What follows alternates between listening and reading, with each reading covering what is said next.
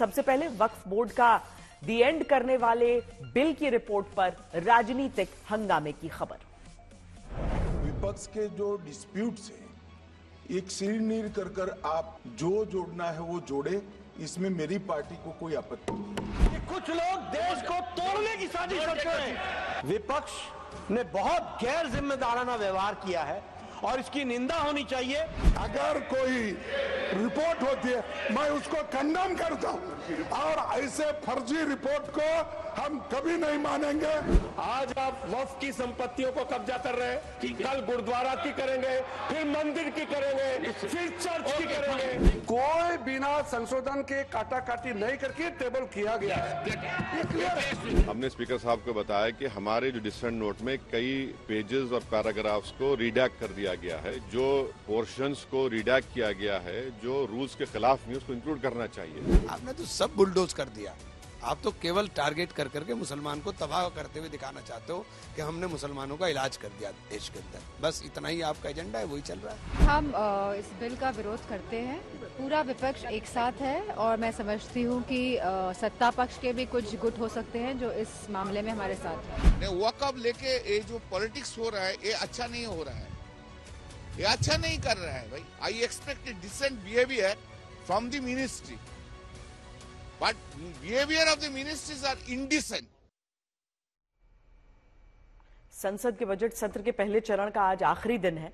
दोनों सदनों में वक्फ बिल पर जेपीसी रिपोर्ट पेश करने पर हंगामा हुआ। राज्यसभा में नेता प्रतिपक्ष मल्लिकार्जुन खड़गे ने कहा, जेपीसी की यह रिपोर्ट फर्जी है। इसमें विपक्ष की असहमतियों को हटा दिया गया है जो असंवैधानिक है। तो जेपी नड्डा ने जवाब दिया कि तुष्टीकरण की राजनीति विपक्ष कर रहा है और देश तोड़ने वाली ताकतों का हाथ कांग्रेस मजबूत कर रही है। लोकसभा में इसी मुद्दे पर हंगामा हुआ तो गृह मंत्री अमित शाह ने कहा कि उनकी पार्टी को कोई आपत्ति नहीं है, विपक्ष को जो जोड़ना है वो जोड़ दे। विपक्ष की तरफ से सदन का बहिष्कार भी किया गया। हंगामे के बीच लोकसभा 10 मार्च तक स्थगित हो गई। माननीय अध्यक्ष जी, विपक्ष के कुछ सदस्यों ने आपत्ति जताई है कि इनके जो विमत है, डिस्प्यूट्स है, इनको पूरी तरह से नहीं रखा गया है। मैं मेरी पार्टी की ओर से आपको विनती करना चाहता हूं कि विपक्ष के जो डिस्प्यूट्स हैं, एक सिर कर आप संसदीय कार्यप्रणालिका के उपयुक्त रूप में जो जोड़ना है वो जोड़े, इसमें मेरी पार्टी को कोई आपत्ति नहीं। ये सिर्फ और सिर्फ ना सिर्फ अनकॉन्स्टिट्यूशनल है, fundamental rights article 14, article 15, article 29 का ग्रेव वायलेशन है। ये वक्फ को बचाने के लिए नहीं है, वक्फ को मुसलमानों से छीनने के लिए, बर्बाद करने के लिए ये बिल लाया जा रहा है। और इसमें जो एडिशनल अमेंडमेंट्स जो बीजेपी और एनडीए ने पेश किए, वो तो उसको और बदतर करता है। सिर्फ और सिर्फ ये सरकार आइडियोलॉजिकल बुनियाद पर मुसलमानों को अपनी वर्शिप से महरूम करने के लिए जो भी डिसेंट नोट दिए हैं, क्या उसमें कोई एक पढ़ा लिखा नहीं है, कोई जानता नहीं है और वक्फ बोर्ड एक्ट को कोई पढ़ा नहीं है? मेरे को बड़ा ताजुब लग रहा है। अरे आपको अगर कुछ करना भी है तो आप डिसेंट नोट के व्यूज को प्रिंट करके या अपने रिपोर्ट में डाल के बोलना चाहिए, उसके बजाय उसको डिलीट करके अगर कोई रिपोर्ट होती है मैं उसको कंडेम करता हूं और ऐसे फर्जी रिपोर्ट को हम कभी नहीं मानेंगे, सदन कभी नहीं मानेगा। विपक्ष ने बहुत गैर जिम्मेदाराना व्यवहार किया है और इसकी निंदा होनी चाहिए। और ये तुष्टीकरण की राजनीति है। This is a politics of appeasement. कुछ लोग देश को तोड़ने की साजिश करते हैं। कुछ लोग, some people are trying to fight against the Indian state. Bharat देश के खिलाफ लड़ रहे हैं। इसलिए यह विपक्ष की आज का वॉकआउट होना, यह ऑन रिकॉर्ड आना चाहिए कि यह देशद्रोही गतिविधियों को प्रोत्साहन देने का एक माध्यम है और उसका एक्सप्रेशन है। विविधता में एकता भारत की विशेषता है सर।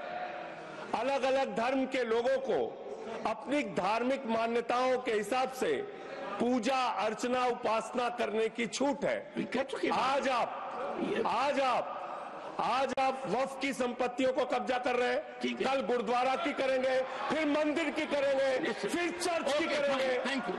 मैं ये कहना चाहता हूं, मैंने बाहर में कंफर्म किया, चेयरमैन साहब से भी मैंने अभी भी कंफर्म किया, सेक्रेटरिएट से, रूल के मुताबिक जेपीसी रिपोर्ट पूरा का पूरा प्लस एनेक्शियर को भी कोई बिना संशोधन के काटा काटी नहीं करके टेबल किया गया है, ये क्लियर है। उसके बाद भी अगर इन लोगों का कुछ शिकायत है तो ये कोई तरीका नहीं होता यहाँ में हंगामा करके। ये इतिहास के अंदर काले अक्षरों के अंदर लिखा जाएगा कि देश के अंदर कितना क्रूर व्यवहार संख्या बल के आधार के ऊपर मुसलमानों के साथ, मुसलमान के पर्सनल लॉज को क्रश करने के लिए, मुसलमानों की प्रॉपर्टीज को हड़पने के लिए मुसलमानों के साथ कितना क्रूरतम व्यवहार संख्या बल के आधार पर किया जा रहा है। देश के अंदर देश का नौजवान परेशान है, वो सवाल ना करे कि हमारा रोजगार का क्या हुआ।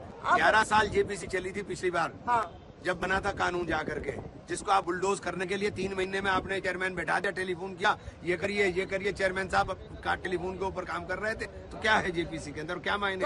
चेयरमैन बहुत जल्दबाजी में जो पूरी जल्दबाजी में नहीं है, उनको एजेंडा चलाना है, देश के अंदर एजेंडा चलाना है और उस एजेंडे के तहत ये काम हो रहा है, इसके अलावा कुछ भी नहीं है। तो आप लोग विरोध करेंगे? 100% विरोध करेंगे। मामला सिर्फ तुष्टिकरण का है। 3 तलाक का विरोध किया था कि नहीं? किया था ना, वो पास हुआ, पूरी चर्चा हुई जेपीसी में, उसके बावजूद विरोध किया। तो शाहबानों से जो यात्रा शुरू हुई है, क्या 3 तलाक, क्या शाहबानों, क्या आज वक्फ, सुई एक ही जगह अटकी है, वोट बैंक के लिए, और बार बार हारते हैं। और हम कहां से कहां पहुंच गए, फिर भी सुधरते नहीं है। भारतीय जनता पार्टी की लोगों की निगाह है मुसलमान भाइयों के प्रति की जमीन पर। इंट्रोडक्शन के समय भी पार्टी ने यही कहा था कि उनका अपना जमीन है, उन्होंने अपने चाहे अल्लाह के नाम पर चाहे और सार्वजनिक कामों के लिए जो जमीन वक्फ की है, दान की है, उसमें दखलंदाजी और हस्तक्षेप की जरूरत नहीं है। हम लोग लगातार इस बात पे थे कि जो पुराना वक्फ बिल है उसको कायम रखा जाए, उसमें कोई संशोधन की और परिवर्तन की जरूरत नहीं है। लेकिन जबरदस्ती इस तरह से पेश किया गया था, आपके सामने ही पेश करने के बाद जेपीसी बनाई गई। और मैं समझता हूँ आज तक जितने भी मुद्दों पर जेपीसी बनी है, इतना खराब संचालन जेपीसी का या इतना बाइज्ड संचालन या सरकार के पक्ष में इतना झुक के कभी कोई जेपीसी की रिपोर्ट नहीं बनी जिस तरह की वक्फ के मामले में बनी। गर्मियों की छुट्टी होने वाली थी, मेरे पापा आने वाले थे, तो हम लोग सभी खुश थे। तो मैं एक बेड पे चढ़ के डांस कर रहा था, लेकिन वो पहले ही आ गए। फ्रीज तो मैं उस समय तो कंटिन्यू नहीं कर सकता था, तो फ्रीज फ्रेम टाइप का हो कसम पैदा कर